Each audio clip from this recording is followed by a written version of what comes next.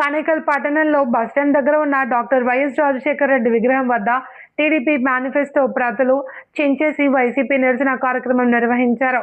ఆంధ్ర రాష్ట్ర CM Chandrababu నాయుడుపై YCP రాష్ట్ర సంయుక్త కార్యదర్శి మెట్టు విశ్వనాథ్ రెడ్డి ధ్వజమెత్తారు. గురువారం కనేకల్ డాక్టర్ వైఎస్ రాజశేఖర రెడ్డి విగ్రహం దగ్గర ఆ పార్టీ నాయకులు కార్యకర్తలతో కలిసి టీడీపీ మేనిఫెస్టో ప్రతులు చించేసి 2 ఏళ్ల పాలనపై నిరసన తెలిపారు.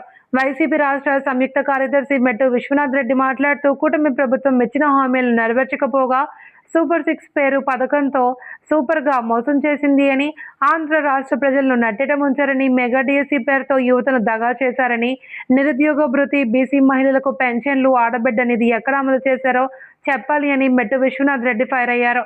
ఈ కార్యక్రమంలో వైఎస్ఆర్సీపీ సంయుక్త కార్యదర్శి ఉషారాణి, కనేకల్ మండల కన్వీనర్ పాటిల్ బ్రహ్మానందరెడ్డి, గరుడచేడు రాజగోపాల్, మారంపల్లి మరణ, ఆలూరు చిక్కన్న, వైఎస్ఆర్ కాంగ్రెస్ పార్టీ నాయకులు, కార్యకర్తలు, వివిధ విభాగాల అధ్యక్షులు, మెంబర్లు పాల్గొన్నారు.